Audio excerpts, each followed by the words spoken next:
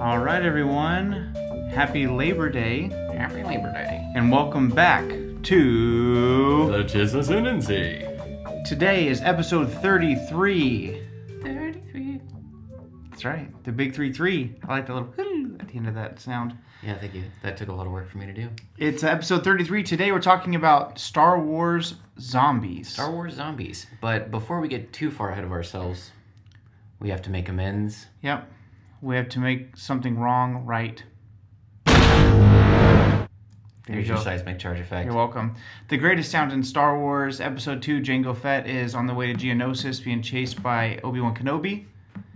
And out of that beautiful Slave One ship, he drops a seismic charge. Let's hear that again, Samuel. Yeah, there it is. Easily the coolest noise in Star Wars. Easily the coolest noise in Star Wars. So we wanted to make that right from last week's Best Pilots in Star Wars episode. We didn't have it on hand. So we apologize. Please forgive us. So before we get started, we have a little newsy news. Yeah, let's get it. First things first. It's here, everybody. Ascendancy, part 1 of the Ascendancy trilogy. Book 1 is called Chaos Rising. Show them the cool features. So, obviously, I pre-ordered a version for myself and for Samuel. So, it was a birthday present for Samuel. And so, the first edition actually has these blue-tipped pages. And so, when they re-release this later on, or paperback or whatever, it won't have these blue-tipped pages and accents. And the different, also like the way that the pages look between the story happening currently in the book are these regular blue, just lined pages. And then there are chapters in the book called memories. So you switch back and forth between memories and then just like chapter 1, memories 1, chapter 1, memories 2, chapter 2. Yeah, it's a very cool way to differentiate between past and present without establishing a timeline every single chapter. Right. So memories. And they have the extra little black fanning on the outside. Very, very cool. You get a really cool... Oh, tell them what else is unique about this book. You get a cool little picture of... It's like a negative space art drawing of Thrawn there. Really cool. And then, first ever that I know of, on the back of the cover of many Star Wars books, and at some point in the intro, it always says, a long time ago, in a galaxy far, far away, which is what is in the opening crawl of every Star Wars saga film. And if Mark Thompson's reading it, he says, in a galaxy far, far away. Yeah. So this is really cool. So Timothy Zahn wrote this, and they put it on the beginning of the book, but also on the back cover, back sleeve. It says, a long time ago, beyond a galaxy far, far away. Very cool. And so it's very neat that you are you're being transported beyond the Star Wars galaxy. We're in the unknown regions. Yeah, very cool. Talking about Thrawn and the Chiss Ascendancy, and Samuel's a little bit further than me, but it's really good so far. Yeah. And, hopefully we get to talk about it, either next week or the week after, depending on one of the really cool things about books for me is I love the dramatis persona, where you get to see who all's going to be in there. This one's very brief. But this one has a dramatis persona, but it also has the Chiss Ascendancy and gives you a little bit of here's classes, so they have 9 ruling families, and then it says Chiss family ranks. So within the family there's ranks. I don't want to get into that because some of these are kind of spoilers for the beginning of the book. And then political hierarchy. And so it just gives you kind of a look into how the Chiss run things. And one of the cool things is at the very beginning intro, it's in the prologue, and it says their neighbors live in peace, their enemies live in ruin. It's the Chiss Ascendancy. Something like that. Very cool. Talking about us. Chiss Ascendancy podcast. So, Thrawn has hit shelves. If you haven't yet, get your copy. It's also available on Audible. At some point, we'll be sponsored, and I'll put you a link in the description section. It's not this week. And then, secondly, you want to cover this one? It's on your paper. Oh, yes. I'll do it.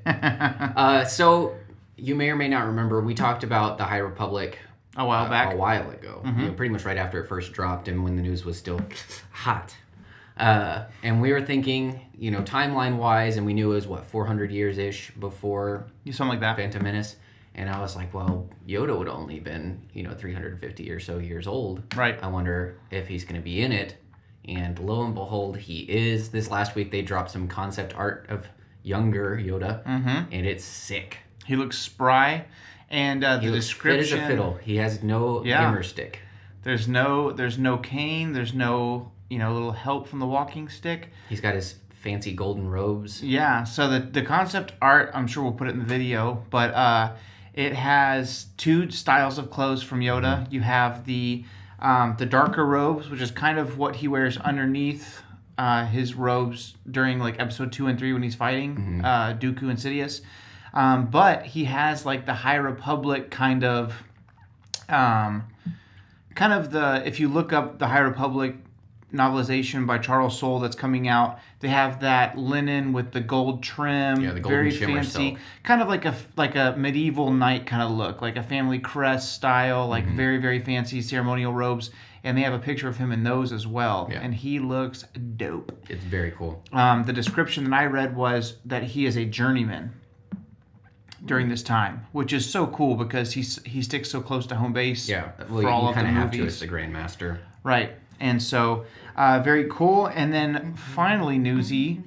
Finally, good God. Mandalorian Season 2. The trailer did not drop yet still. 15 years too late. But we have a date. So October the 30th, the day before Halloween, will be Mandalorian Season 2. I believe that's All Saints Day. Yes. It's dropping on Disney+. And so that'll be... Is that All Saints Day? I don't know. Look it up. Pretty sure. But that'll be... obviously, I still believe that they're going to do one episode a week. And so it'll be really neat. It's after Halloween. Oh, there you go. Yeah. That would make more sense. Yeah. Get your things right after your craziness on Halloween. Hallows Eve. Yeah. So Mandalorian Season 2, October 30th. So if you cancel your Disney Plus after the last season of Mandalorian, now's the time to renew. And I do expect a trailer in the very near future because they want to get people back on board. And since Disney owns like every TV station under the sun, I assume that they'll put it on somewhere. Second round of the playoffs in the NBA is going on, and so they have all these games. The apple cider. They have all these games that they can use on either ABC or ESPN. So that's our news, but I have something else. Do it. Oh, October 30th is National Candy Corn Day. So get your candy corn. And then celebrate. And if you're a white chick, get your... What's the latte they get at Starbucks? Pumpkin spice? It's not candy corn. And then sit on your couch and snuggle up for some Mandalorian Season 2. Doesn't it feel like candy corn should be like little chocolate unicorns? I never did think of unicorns before, but now I shall, yes. I only thought about it when you brought up Starbucks because they have that unicorn drink. Oh, okay. I like candy corn. Do you like candy corn? I do like candy corn. It's a controversial opinion. A lot of people don't like it. I don't know why. It's delicious. Yeah, and the bites are small enough that it's not overpowering. It's a very strong flavor. Now, when you get the candy corn mixed bag and you have the pumpkins that are the same flavor as candy corn, sometimes that's a bit much because it's too much. Yeah, you know? It's like a slightly sweeter and somehow smaller, like butterscotch type flavor. Yeah. You know, I like it. Before we get started, today is Samuel's birthday. Yeah. So wish him a happy birthday. I have a gift. I didn't tell him about this. I thought you already got me a gift. I did, but I got you another gift. What is this? All right. First, a Stego. Your very own Stego. Did you get you one for yourself? Well, I purchased yours during the fast, and I purchased mine after the fast, so it's coming in. Dude, we played disc golf quite a bit, so I'm gonna examine this more fully later. But I'm excited. Josiah likes... Never mind. We won't get into it. That'll take me forever to explain. It's a certain type of disc that really favors my style of play. Yeah. But I wanted to see what you thought about it. I don't have such a utility disc in my bag. Also... Wow, what a year. First edition hardcover. My favorite book. The best. It's my all-time favorite Star Wars book. The greatest Star Wars book of all time. Star Wars Darth Bane Path of Destruction. Took a little hunting, but here's a first edition for you. In mint condition, pretty much. Dude, this is incredible. And so there you go. Well, So, happy birthday. Thank you. It's Labor Day for all you guys out there. We're all celebrating. we're all celebrating. And so we're going to get into this. Drew Karpyshyn may be the best Legends writer ever. Yeah, now that Timothy Zahn's back into canon. Yeah. But Joe Schreiber's up there for me. Yeah, Joe Schreiber's up there.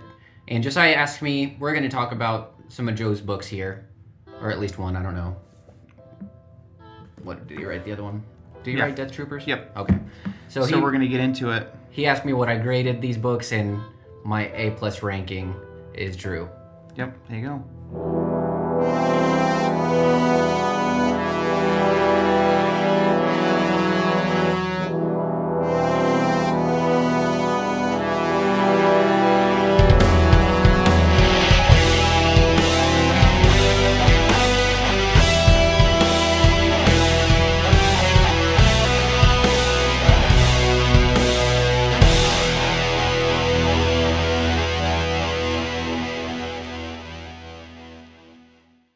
And we're back from outer space. Isn't that Did you ever the hear, I Will Survive? Yeah. Did you ever hear the Cake version of that song? No. That's pretty alright. Is that a band, Cake? Yeah. Oh. Nope, haven't heard it. Big long ears like this. Damn, Never seen them. So today we're talking about Star Wars zombies, and we're specifically talking about the zombies from the two books, Death Troopers and Red Harvest, by the fantastic author Joe Schreiber. Joe, if you're watching this, we love you. Yeah. Um, Also, little side, this isn't really that important, but Joe has a thing where he'll reference a band he likes or a song he likes and make it a chapter title. There's a quote that he does specifically in Red Harvest we'll get into in a little bit, and I'll give you 2 seconds like Dora the Explorer to tell me if you recognize it. But there's a couple of other things that in Star Wars I guess could count as zombies from the canon, from the Clone Wars. Yeah, in a way. Specifically. For sure. And the reason these don't count, I'll break them down. But the Night Sisters, which if you're more of a casual fan, the Night Sisters, Darth Maul's mother, Mother Talzin. Essentially. Is he? Yeah, that's her son. I did not know that. Yeah. Crazy. Sidious was going to take Mother Talzin as his apprentice, but took Maul instead, and that's why she's mad at him. Dang, that's so crazy. Because I guess in my mind I'm just thinking in Plagueis where the mother, Maul's mom, hides Maul with Sidious to keep him out of Mother Talzin's hands. Yeah, that's not how it happens in canon. I know, but that's just so different, you know what I mean? That they would keep that same character and then completely... Anyway. In canon, the timeline, my understanding is, I think while Plagueis is still alive, if that timeline still holds up, that's kind of open right now as far as canon goes. But Talzin meets with Palpatine, and of course she's got the more magic side of things, and he's just pure dark side. Yeah. And so he promises her to take her on, but something about Maul he appreciates more. And I think part of it is he's still much more pliable mentally because he's so young, and he actually takes Maul and betrays Talzin. He steals Maul, but he's too powerful for Talzin to go after him. It's interesting that after all of that, Mother Talzin would still deal with Count Dooku. Yeah. Well, I think the thing was she gave him Savage because I think the idea was maybe him and Savage would overthrow Sidious. Right. But anyways... Well, I guess Savage was actually an underhand dealing with Ventress, but I'm more talking about how... Well, I guess, never mind. Yeah. I retract. So, the Night Sisters... So, Darth Maul's mom, she's the leader of a group called the Night Sisters, and they are witches, basically.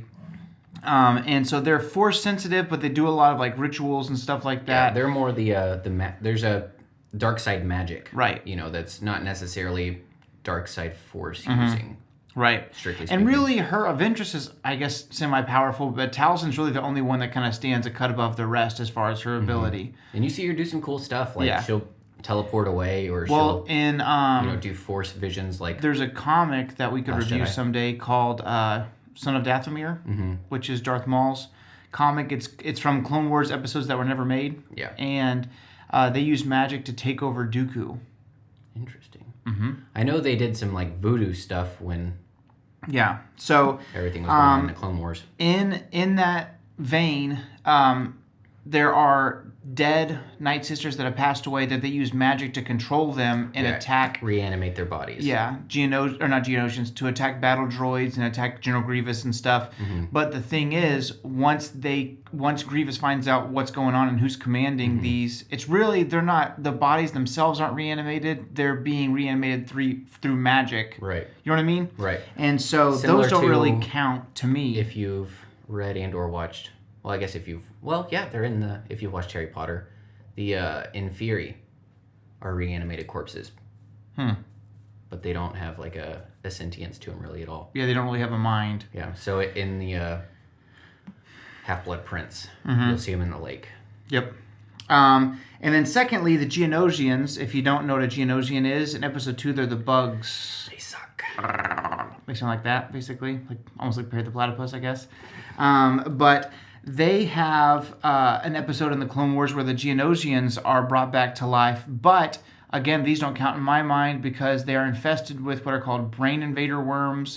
And those worms are controlled by the Hive Mother. Yeah. So, again, there's one central source that takes over the whole group. And if you can kill her, you can deanimate all those bodies. Yeah. So to me, that's not a zombie. Like World War Z zombies, you can't just go and, blow up the facility where that virus got out or whatever. Right.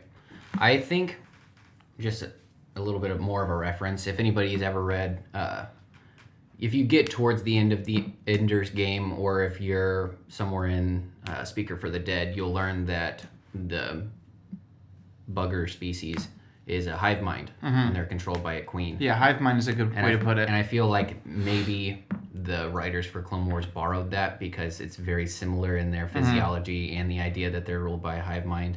Right. But they're both kind of based on like an insectoid, Right, which makes sense because Geonosians are very buggy. So we're specifically talking about zombies, specifically from the book Red Harvest, but the style is there is a virus that if you get infected, you don't really have any kind of a goal. You're a typical zombie. You're just looking for flesh, and you're looking to spread the virus. So the virus itself takes over the host, but you could kill one zombie or any zombie, and the rest of them are still alive. There's not like a hive mind. There's not a control panel. And there's not one that you can kill that'll take down the rest. Right, exactly. So in the year 2009... Oh, another important thing is that it's not specific. Right. Because there are, if you don't want to know, cover your ears, tauntauns that get infected with the virus and some other miscellaneous species we'll get into. Right. So 2009, a book comes out called Death Troopers. And this was before Rogue One, so I'm not talking about the tall guys in the black armor with their decoded voices. Death Troopers was a book by Joe Schreiber, and so we'll put the graphic up for you to see more clearly. I hate that it has that stupid Legends banner across the top in the picture I found, but that was like the best high-quality version. Yeah. But the cover of this is super cool. It's a stormtrooper helmet, but you can tell that the head it's on a meat hook. Been decapitated because you can still like see like the flesh hanging out of the bottom of the helmet, and it's on a meat hook. And so I got this at Half Price Books, first edition. Wow. Yeah, $12. This was like a couple years ago. But it's in good condition. Yeah, and it was cool because this book came out with the poster of this cover. So the cover of the book was a poster. So when you took the poster off to hang it on your wall, they had kind of like a turtleback style, like printed on hardcover. And the front obviously says Death Troopers. The back says, "No fate could be more terrifying than being trapped in deep space unless there's something unknown out there with you." And so the story is there's a prison barge, basically. I think it's called The Purge, which is cool. That's before The Purge was a thing. But it's called The Purge, and they're carrying what's called the Blackwing Project. And the Blackwing Project is the virus, and somehow, the barge ends up breaking down, and they're dead in space. And so, LOL. So they're dead in space, and when the virus gets out, all these people start getting infected. And so I don't want to. There's a couple of details that I can tell you off air, but I don't want to spoil it if somebody else wants to read or listen to it. But it was really cool because that came out in 2009, and I don't know if they already planned to let Joe have a prequel to kind of explain the origin of the virus. But I remember when this book came out, it was very popular. Yeah, that would have been, right around the time the whole zombie apocalypse, That was film really at type its TV show. yeah. It was at an all-time It was a high. craze. Yeah. And so Red Harvest came out actually only a year later, 2010. So the hardcover is it's got a Sith on there, and there's like blood coming out of their mouth, and it's just very. I was listening to a review to kind of get. I've read this book twice, but I wanted to get kind of a refresher and just see what other people thought, and they were like, it was very scary and almost like a horror book, and I was like. What did you What think? part of zombies did you not understand? Yeah. It's called Godzilla King of Monsters, and you want more human element? I know. God. Some people, man. So Red Harvest. So this is kind of cool. I have the hardback version, but this is the science fiction book club version. And so back in the day, of course, it's probably been disintegrated now because of Disney and all that stuff. But Star Wars had a partnership with the science fiction book club, and you could buy books from them that only came in paperback, and they would come in this smaller hardback version. But it's cool because if you open up the book, this is kind of nerdy, but whatever, we're already here. If you open up the book and you look, it doesn't have any printing reference numbers because this version only came through the Science Fiction Book Club. Very cool. So there wouldn't need to be a first or second edition or whatever. And as you get into the book, you have the beautiful, beautiful Star Wars novels timeline before they canned I it. was about to say that matters 0% now. I guess unless you really want to get into some Legends material. But yeah, like you have Lost Tribe of the Sith, and that's 5,000 years before the events of Star Wars: A New Hope.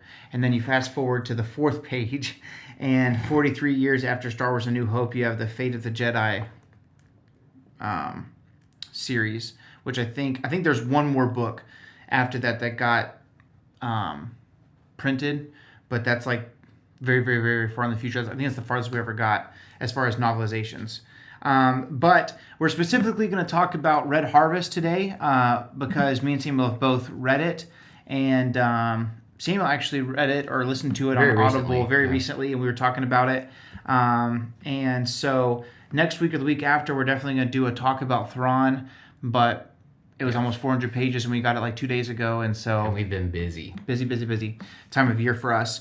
And so let's talk a little bit about Red Harvest. Let's talk about it. And so Joe Schreiber comes out with this one in 2010. And it's interesting because the events of Death Troopers is, 6 months to a year or something like that before the events of A New Hope. But Red Harvest takes place 3,645 years before the events of A New Hope. And so... can we talk about how their technology has not advanced at all in those 3,000 years if they already have like intergalactic travel? And some actually canon books now talk about how somehow there used to be like more advanced space travel that was kind of lost. Yeah, what's almost the deal like with that? in an Atlantis type event, but for the whole galaxy, which I don't really understand how that works, but... Yeah, it's interesting also because you have the Chiss, not to get off track, but they have technology that people from the quote-unquote regular Star Wars universe are like, how does this work? Yeah, and I'm like, it's almost like an entirely new branch of science. I guess you can just get there by thinking how two completely isolated civilizations would approach science. Right. You know what I mean? Like that. Yeah, that's true. They have they have a... Well, and in those approaches are inherent like presuppositions, things that would change the way you view it. Right. The way you approach it definitely changes the result. Exactly. But yeah, so Death Troopers is 1 year. I just looked it up. 1 year before the Battle of Yavin.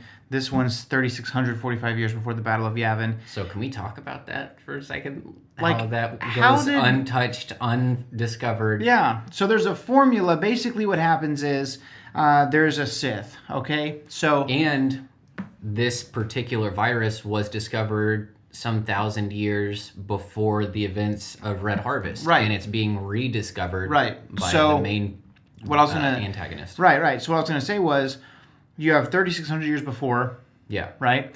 1,000 years before Yeah, that. so let's just round up. Let's be really nice with numbers. We're going to say 5,000 BBY. Right. So 5,000 years before Episode 4, before you meet Luke and Han and Leia and Chewbacca and all those guys. At the height of the Sith Empire. Yeah, 5,000 years before. Basically, the way the galaxy was is that the Sith were powerful enough that the Jedi couldn't just get rid of them, and the Jedi were powerful enough that the Sith just couldn't get rid of them. So you had the Republic, the Old Republic, but at the time I'm sure it was just called the Republic, duh. And then you had the Sith Empire, and so they were kind of coexisting. You know what's interesting is that in A New Hope, when they're meeting on the Death Star, Tarkin says the remnants of the Old Republic are gone. Yeah. So they call it the Republic 20 years later. Yeah. They're just hasty to move on, those guys. Yeah. So you have a Sith Lord named Darth Dreer. And Darth Dreer, not to be confused with Greer, that's our name. But Darth Dreer has a desire for eternal life, immortality. I mean, who doesn't? And and I think the truth is that we know that the Jedi, they're based on peace. Their whole thing is there is no emotion, there is peace. That's the very beginning of their mantra. Mm-hmm. And so even before Qui-Gon and the Wills start to unpack the cosmic force and explain to Obi-Wan and Yoda, who tells Luke, who tells, everybody else, that once you die in the force, like, you're not just gone. Yeah. There's another existence. Even before that, the Jedi have an understanding that they're at peace with where they are. As long as you live in the will of the Force, then when it's your time, it's your time. And you know what I mean? Yeah. But the Sith don't have that promise. The Sith are hungry. The Sith, they're looking out for number one, and they don't trust anybody with their fate but themselves. Mm-hmm. And so because of that, there's that hunger, there's that, it's kind of interesting because it's kind of based out of a fear of lack of control. Right. And even within the Sith academies themselves, almost all of the students are loners. There are very few, like, if any, genuine friendships. Mm-hmm. Everybody's mistrustful. Yeah, every friendship is, I'm going to help you till I can stab you in the back. Yeah. And that plays a huge part in Darth Bane's story as well, because he's like, you know what, screw this, I'm doing this myself. So Darth Dreer creates a formula 1,000 years before this book takes place, and the idea is you have this formula, and there's a certain flower called the Origami orchid. Yeah, the Murakami orchid. And something in that orchid gives you the ability to... there's a virus that comes from this formula. Right. Which reanimates your body, but it also destroys your flesh. Yeah, the idea of it is that this particular orchid is sentient within the Force. Mm-hmm. So if somebody is strong enough in the Force in this aspect, they can actually communicate. And they can create a life bond. Yeah. Legends Star Wars has some deep stuff that we haven't even gotten close to touching in the new canon. Not that we won't, but 35 years in, this book comes out. You know what I mean? Yeah. But basically, so there's, back in the day, there were other things that, like I said, Han Solo was Force aware. That term doesn't exist in today's canon.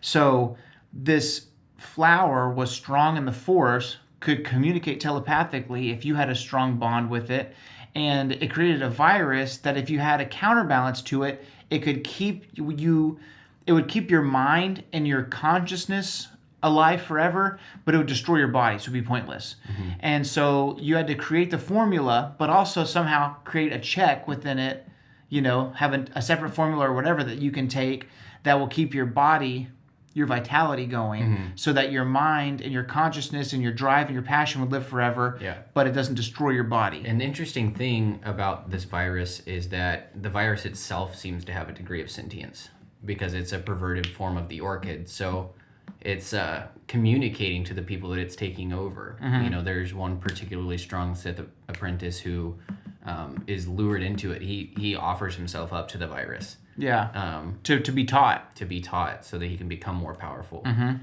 which is pretty wild. Yeah.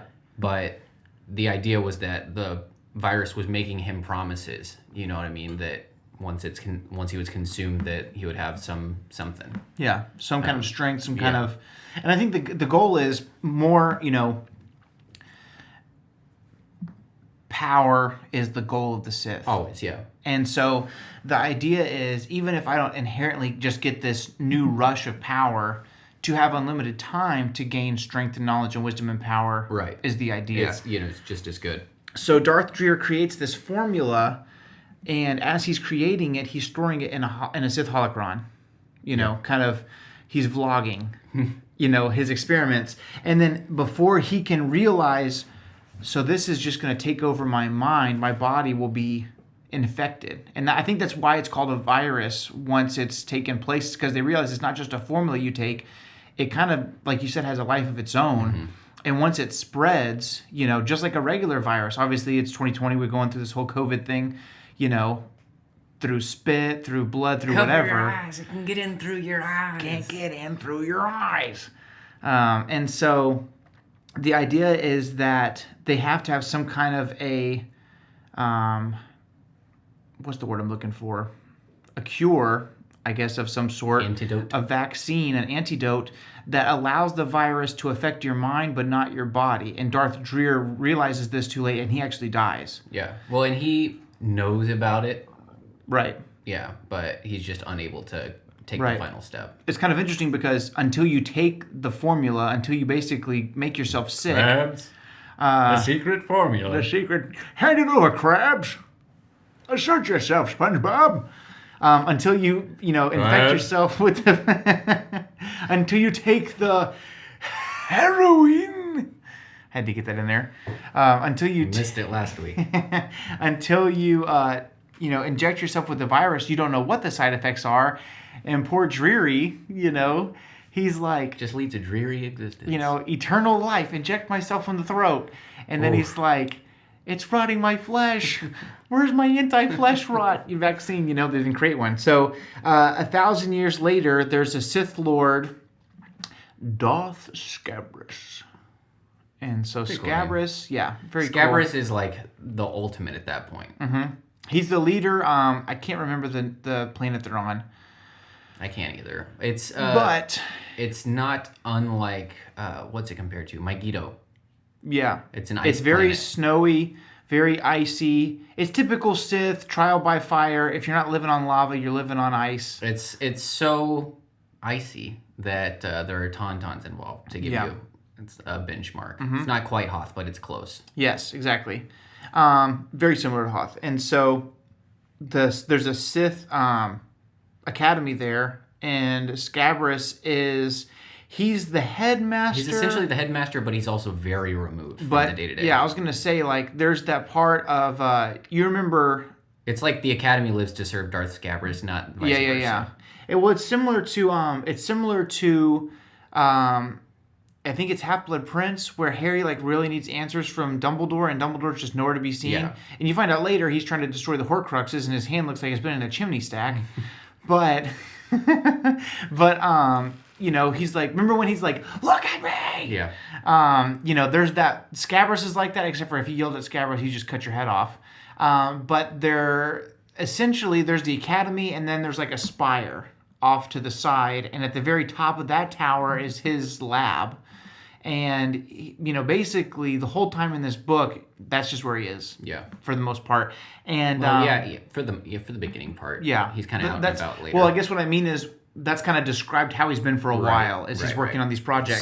So removed that pretty much, it's almost legendary to see him. It's almost mythical for if there's it would be such an honor for any of the students to even be selected to interact with Darth Scabrous in person. Right. Yeah.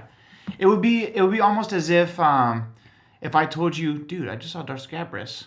You'd be like, okay, quit bullcrapping. Let's get to work. You know what I mean? It was just nobody ever saw him.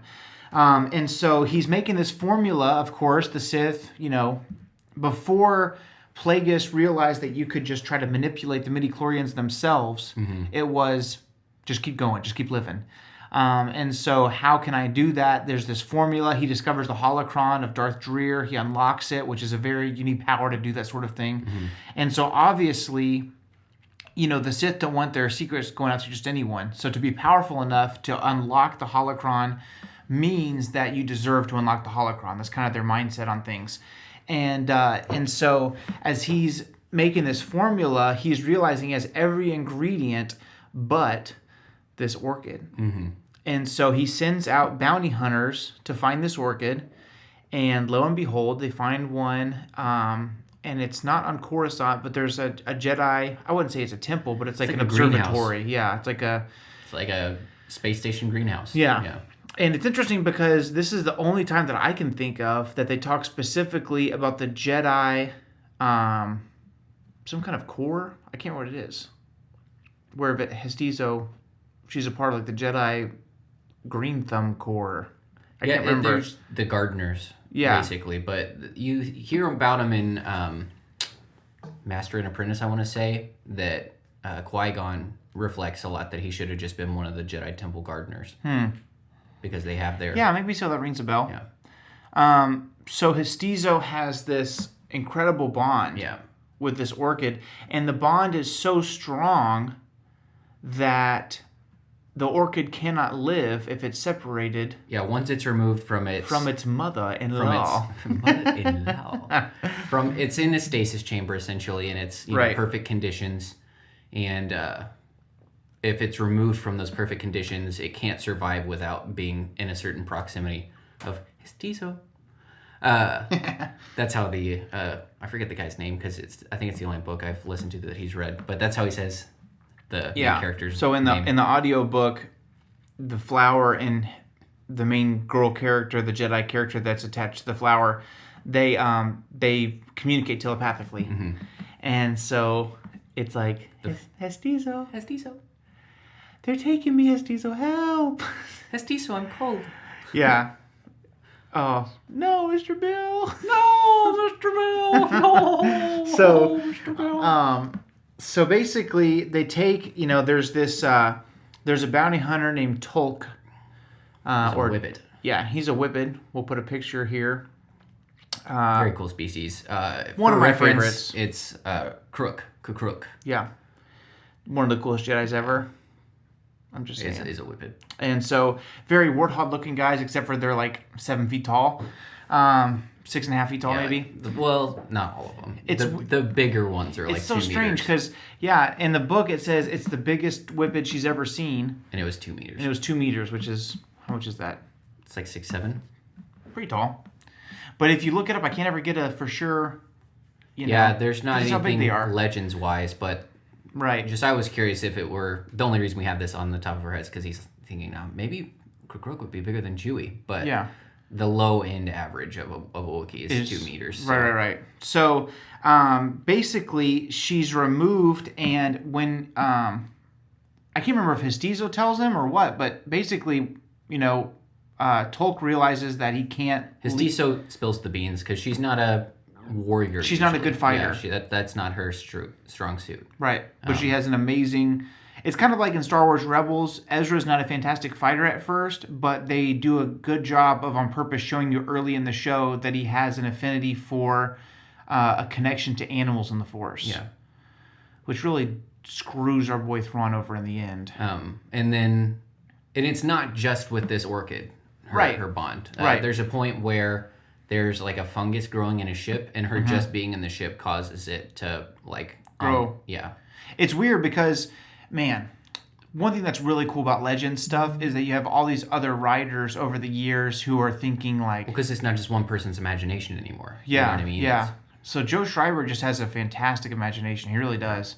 And his writing style is very good. And I love his... If you're not a big reader, I would recommend some of Joe's books just because he's the master of 7-page chapters. Hey, he's writing... Hey, Harry Carey here.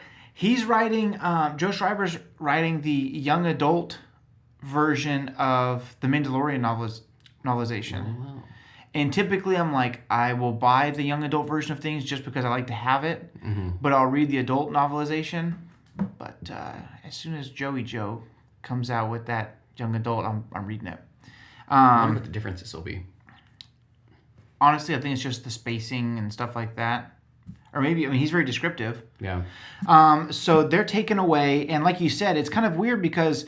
That whole tangent started because Joe's writing style. It's like the Force in Hestizo enhances the plant life around her. Mm-hmm.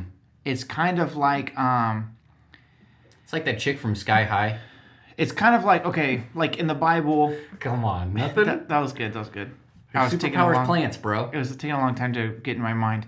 It talks about how in the Bible, when Moses goes up to Mount Sinai and he's up there with the Lord, when he comes out, that he's glowing because he's been in the presence of God, and so his countenance has changed, and the people of Israel are afraid of him. You know what I'm talking about? Yes. And so it's similar to that, where I think when plants are in her presence, because she has a stronger connection to the Force, she also has a strong connection to the plant. So the plant is like siphoning off of her. Yeah, a little And bit. so it's a cool concept. So she gets kidnapped, and in comes her brother, Rojo Trace. And I'm going to read a little passage. Rojo Neesons. I'm going to, don't give it away. I'm going to read a little passage from Red Harvest by Joe Schreiber. And you guys tell me what it's from. We'll give you the old Dora the Explorer 5 seconds. Okay. So it says he has what's called psychometry, which is when you touch an object, you can see its memories. Correct. Okay. For reference, it would Quinlan be like Voss Quinlan has Voss. that. Jedi Agricultural Corp. That's what she's a part of. Okay, so I'll read the lead up to this quote, and then I'll tell you, here it comes, okay? He stopped, frozen, his current locale utterly forgotten, blindsided by a storm of disjointed images, the shaft of a spear dripping with blood, a flash of green, a whiff of something rancid and feral. His nostrils burned with the stench of a place that had been bottled up too long, a place of death and solitude and agonized last breaths. He could feel her confusion and apprehension pumping through his own circulatory system, as if they shared the same heart. For a moment, he could feel the presence of her abductor. Here it comes. Listen to me, Trace told him.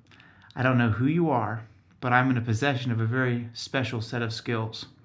If you bring my sister back right now, unharmed, then I'll let you go. But if you don't, I promise you, I will track you down, I will find you, and I will make you pay. Of course, there was no response. 5, That was my 4, favorite part too. 3, 2, 1.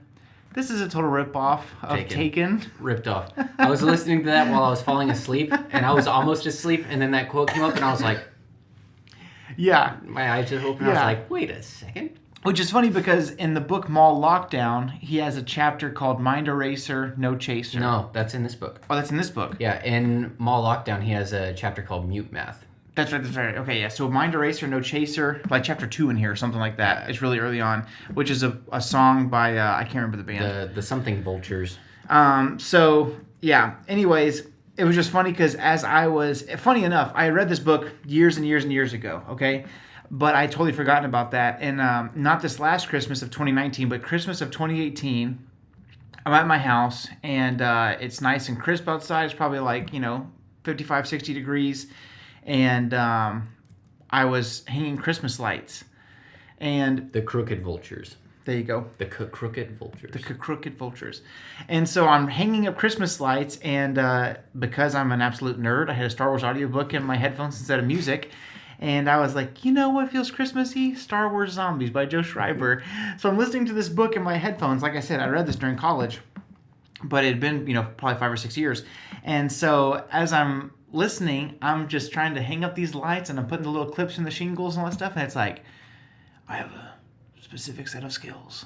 And I was like, well, that sounds like Taken. And it's like, if you give her back to me unharmed, I was like, this sounds a lot like Taken. It's like, if you don't, I was like, this is a complete ripoff. So it's just funny. The verbiage has changed a little bit. But you know what it is. But it's cool because it's like, I like it more than like an absolute pop culture reference. But like a quote like that is like, you know what it's from, so you appreciate Joe for liking the movie Taken. Yeah. But it still makes sense within the story.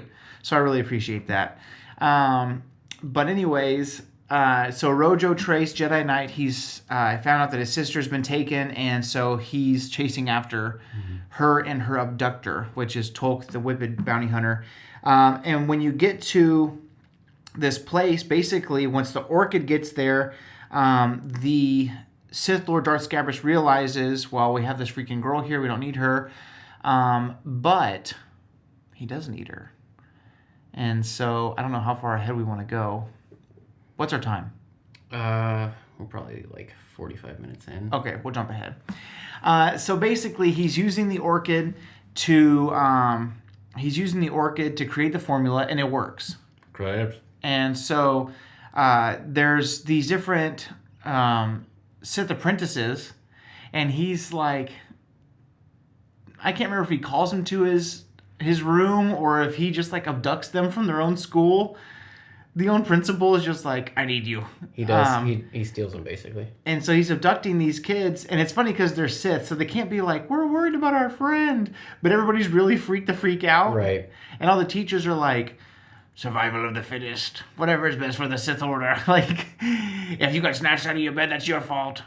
And so, basically, there's all these characters that get turned, and Scabrous can't figure out how to counterbalance the destructiveness of the virus. Yeah. But they're just running loose. They're just getting out. And it's funny because Scabrous is just letting the whole school just go to complete crap by the end of this book. And he's like, not until I've had my sandwich. Like, he's not concerned about anything else. He's not concerned about trying to fix the school, save the kids. The whole place could burn to the ground. If Scabrous figures out how to live forever, he doesn't give a crap. And so basically, by the end of this, there's this really, really ancient character called Dialis. And Dialis is a Neti librarian. And if you're watching the video, we'll put a picture here of the Neti. But it's a tree-like species. Imagine Treebeard from Lord of the Rings. Sounds like orc mischief to me. Yeah. If you still don't get the reference, what are you even doing? That was perfect. That's pretty good. So imagine like a Treebeard character, but they kind of start out like a regular-sized humanoid species, 5 or 6 feet tall or whatever. But they have the longevity of a tree. Mm-hmm. And so Dialis is the librarian of the Sith Academy. It's really killing me that I don't know where the crap this academy is. I can't remember the planet. But he's the librarian, but they say that he's at least a millennia old. They're like 3.5 meters tall. Oh, so they're short to begin. No, they're like 10 feet to begin with. Like 10 or 12 feet. So they start off pretty big, but he's 1,000 years old. And so just like trees just, grow and grow and grow, he's basically, in my mind, when you walk into a Barnes & Noble, and you walk past the entrance, and there's... Dacer Faustin. There you go, thank you. Is the name of the planet. In Barnes & Noble, when you walk, there's always that hub in the middle, which is the information center, the one where nobody's at, and they always tell you to go to one of the checkouts or the other for information. So it's pretty much useless, but there's always that hub in the middle of the Barnes & Noble. In my mind, when you walk into the Sith Academy on Ardacer Faustin and you walk into the library, you have this tree-like character that serves as the entire dais. Yeah. In the middle of the library. Well, and the thing is... And his roots and his limbs and stuff have kind of spread throughout the library, where it's kind of like, imagine, we're sitting in this room, but our arm is down in the office downstairs, but we're completely aware of our surroundings with the end of our hand kind of thing. Mm-hmm. It's weird. It's like his mind is also in his limbs. You know what I mean? Yeah. It's kind of like a snake...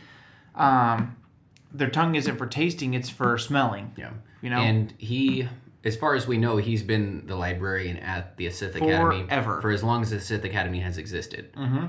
And so he's the one who's actually collected all of the books and all of the scrolls and all the whatever. It's very interesting because if he's 1,000 years old, you have to imagine that he was around when Darth Jareer was coming up with his idea in the first place. Yeah. And he probably saw the destructive power and wasn't a fan. It's interesting because in the book... He seems very timid. Yeah, I was going to say, he seems very... I don't think he's a Sith himself. Yeah, I don't think so either. I think he's kind of just stuck there. Which is also a unique position to be in. Right. And so, over the course of the book, this virus gets out, and freaking everybody's getting it. And by the end of it, Rojo is caught up to his sister. He's found the place, and it comes down to basically it's him versus Scabrous in the library. Yeah. And Well, kind of in the library. It's beneath the library. right. And so yeah, there's a ritual that he's trying to do. So the way that Scabrous figures it out is I can take the virus, which he has. He's been exposed to the virus at this point, and he realizes. He's also slowing down the spread of the virus. He's got like basically a dialysis machine, but for for his blood. Mm-hmm. So he's got fresh supply of blood, and it's constantly cleaning and circulating. Yeah, it's his blood. basically like Carrying it on. Yeah, backpack. it's kind of like imagine you have a glass of tea, but you don't want the tea to get too strong, so you constantly are putting a couple of drops of water in there to dilute it and to mix it up. Yeah. And so the fresh blood, it takes a while, like you said, to get infected and for all that. And so he realizes Hestizo has an absolute connection to this orchid, and that's what he needs. Is he needs a way for his mind to be able to tell the virus, okay, that's too far. You know what I'm saying? And so there's a Sith ritual, which, okay, this is going to be gross, but whatever, it's a story. But he needs to do this ritual. He needs to eat Hestizo's heart. Because if he eats Hestizo's heart, 1, he gets an influx of her midichlorians, and 2, which I know that's not how that works nowadays, but the past was a beautiful thing. So he eats her heart, gets her midichlorians, but he also, her blood, her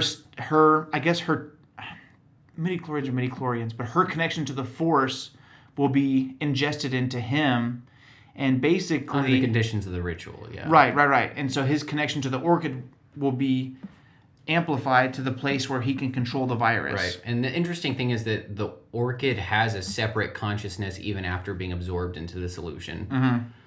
So it both is and isn't the virus. It's very interesting. Yeah. It amplifies the virus and it really kickstarts it, but it also does not care to be involved. Right. The orchid does not like being used for evil. And so it's actually really kind of sad whenever he's like basically blending it into the smoothie that he is putting into everyone. It's like the mind eraser, no chaser. Yeah, exactly. It's like Hestizo, it hurts. It's really sad. And Hestizo's like, that sucks, bro. Yeah. Nothing she can do. She can't really help at all. Yeah. She is such a gardener, she doesn't even carry a lightsaber. Yeah. Not that she's not trained how to fight, but within... It's not really a part of her... Yeah, like every other Jedi does. you see basically has the lightsaber on them at all times. Even our Jocasta knew. Mm-hmm. But not she doesn't just Hestizo. have a lightsaber. She has a lightsaber cannon gun. She's like, I know it's around this library somewhere. So Scabrous takes the whatever, gets the virus inside, and he needs to kill and eat Hestizo's heart to counterbalance the effects of the disease. And before he can, Rojo shows up on the scene and is kind of interrupting, and he's trying to save his sister. Mm-hmm. And the virus is really starting to catch up with Scabrous. Right. And he's at the last dregs. basically ends up just taking over. Yeah. He can't perform the ritual. The time runs out. And as time runs out... Time's run out. It's over. Blow. Yeah, just like 8 Mile. That's so funny. And so he becomes mindless at this point, and he really kind of loses his personality. It's taken over by the virus. And I can't remember how, but you've listened to it recently. How does it end for Scabrous? So essentially, Rojo delays the ritual enough so that Scabrous can kill him, but by the time he sets his sights on Hestizo, he's too far gone. And so instead of fighting a Sith master with all the skills and knowledge and tactical abilities of a Sith master, she's now just fighting essentially a mindless zombie who is only really set on one thing. And being that mindless zombie, he's not really any more or less powerful than any of the other zombies. Right. And she's able to cut pieces. Right. You know what I've thought about is if he, like, let's say she trips and falls and he, kills her and eats her. Because it talks about these zombies aren't just like bite you, infect you, and leave. Like, they devour. Yeah. There's one zombie that gets decapitated and it just picks up its own head and throws it at the person that decapitated it, and then infects that person. Yeah, yeah. So it makes me wonder, what if he had eaten her heart just by chance? If No, Too far gone? Yeah, it would have been too far gone. that would have been cool though, huh? It's over. Wow. So by this time, the even the tree, Even the tree's the infected. Nettie is infected, and just pure chaos. But it doesn't really have the desire to eat; it just has the desire to destroy things. Yeah. And so Dylis is setting everything on fire. Fuel. Yeah, it's really sad. Obviously, this is very nerdy of me, but I was like, no, all those books. The sacred Jedi text. And so there's a fire in the library, and yeah, it's like fuel, and it's just burning the entire library, which I guess is a good thing for the galaxy in the long run. But all these ancient Sith texts are getting burned up. All these, they don't feel pain. They don't care if they're being attacked. They don't care. And so that mindset obviously overruns these Sith, acolytes. And so the entire place is just turned to crap. And like, probably in the grand scheme of things, like 24-hour period. Yeah. It's pretty rough. And then this sucks because right as they're getting ready to leave, basically, really the most, in my opinion, the most character development in the book is for the Whippet bounty hunter Tolk, who is realizing, I think, the extreme of working for the Sith and seeing like what they're doing to people. Yeah. Kind of opens up his And eyes. also the danger that it put him in personally. Right, it puts him in danger, and I think he realizes, because it talks about his family a little bit, doesn't it? I think it talks about him like realizing he wouldn't want. Either he lost his family or he wanted to get home to his family. I can't remember what it was. I can't remember. But there's an eye-opening moment for him relating to, I shouldn't be helping these type of people. And because of that, he vows to his T's, I'm going to get you off of here. I'm going to get you off this planet. We're going to get you out of here. And so by the end of the book, they're making their way off the Sith Academy. And as they're getting ready to get on the ship, there's those Tauntauns, which is, if you're just a movie kind of Star Wars fan, in Episode 5, there are those snow lizards that get attacked by the snow bear. The thing Luke is riding when it's like, meowie, meowie. And he's like, you smell something, girl? And it's like, Wampas are so cool. Dude, a zombie Wampa would be raw. That'd be pretty wild. But somehow this freaking Tauntaun has been infected. And so he's trying to ride it or trying to get it to do something. No. What happens is the Sith apprentices that are infected cut open the Tauntauns and are riding inside the bodies of the Tauntauns. Oh, to transport them. Because the Tauntauns are technically still alive because they've been infected as well. So here they are, their freaking guts are just hanging out. And they're just... And so, like, when they get close enough... Yeah, basically. yeah, it's crazy. Crazy Taxi. You remember that game? Yeah. That was fun. Mr. Gaddy's. So they're riding inside this Tauntaun, and I guess they kind of just pile out, huh? Once they get to the ship. Just kind of like, kangaroo out that mug. And so the Tauntaun spits, kind of like a llama, and it gets in Tolk's eye, and I think he kills the Tauntaun. He does, and he doesn't realize that it was there, and it gradually just like drips into his eye. Oh, so it spits at him. It's agonizing. Yeah, he's not infected immediately. He could have washed it off. And Tolk is my favorite character from this book, and every time I read or listen to it, I'm like, Tolk, there's some crap in your hair, get it out. But yeah, it drips into his eye, and as they're leaving, I think he starts to feel the effects take place. And I remember he's looking around his airlock, which is also kind of like a holding cell.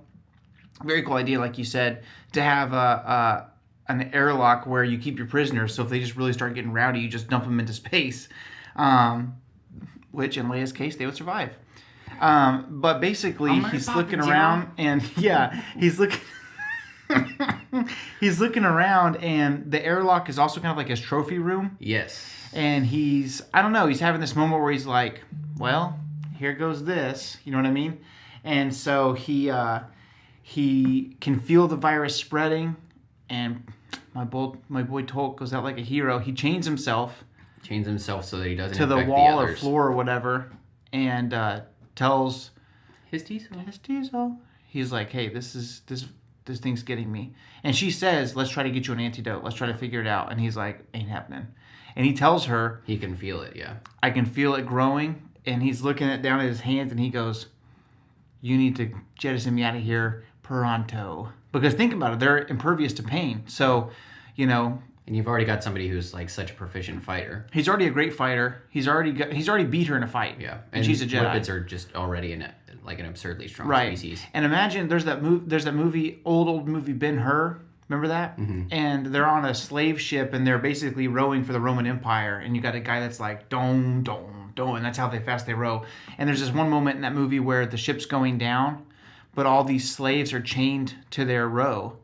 And there's this one really gross part where the guy's just he's trying to get the chain off and you can see his skin like coming off of his leg. You remember that? Yeah. And so it just kind of shows you like, kind of like 187 hours or whatever it is, where the guy just breaks his own freaking hand and gets out of that hole. Tolk would have definitely bitten his own hand off or something to get at his Dizo. So he tells her, you got to get me out of here.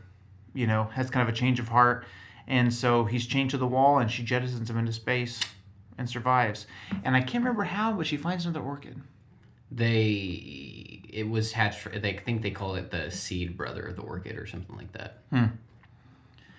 So somehow, for 3,645 years, that virus. I mean, eventually, I'm sure that how does that work? Do you think they just stayed freaking? Did those characters just on Odazer Faustin? Do you think they just Existed, man. existed for forever? Yeah, you hear about that like that techno beast army in Rule of Two. Yeah. That they just existed for several thousand years, which is a little bit different because half of them were inorganic and the organic portions had, Died rotted away. But yeah, it's interesting because somehow the virus has to have survived. yeah, And at some point, I'm assuming Palpatine or one of his, dark magicians or whatever, discover it, and they're getting ready to try to weaponize it. And that's when it's on that barge in the first book, Death Troopers, and there's just like a leak in the can, and the whole freaking ship is just crap. ain't that always how it goes? Mm-hmm. And so that's Star Wars Zombies for today. We basically just read you a book. But it's a really cool concept because it's, it's such a good book. And so it's, Samuel says it's a B- on his grading scale. I would give it I'm a strict grader. I would give it a B, though. I wouldn't give it a B, maybe a B. I really like it. It's got cool stuff in it. It's just, I would like say, I said, Path of Destruction is my A+. That's my standard. That's pretty high. As far as Star Wars books go, I'd probably give it a B+. Personal preference. But I really like it, and so I'm sure you can buy it on Amazon. It was $8 when it came out, so you can probably get it for like $5 or $6 on Amazon, or used somewhere for less than that. Or if you're new to Audible, you can use your first credit for free. Yeah, and it is a good book, a good listen, and so it's really cool. And it's you see a lot of different sides of Force abilities and different ideas that you don't see in today's canon stuff. So feel free to check it out. But yeah, that's Star Wars Zombies. There's a lot of interesting ideas, and that pours kind of into Death Troopers, and maybe we'll revisit that another day. But for now, that's all we've got. So there's really not a point, which is the perfect zombie. Yeah. It's just the spreading of the virus to take over. And they do it successfully. Just fuel. Just fuel. Exactly. So that's it for us today. We'll see you guys next week. What? Any last thoughts from you? Well, of course, may the Force be with you always. And remember, the only family you have here is me. I thought you were going to do the seismic just for I thought funsies. about it. And I might. There it goes. See you guys next week.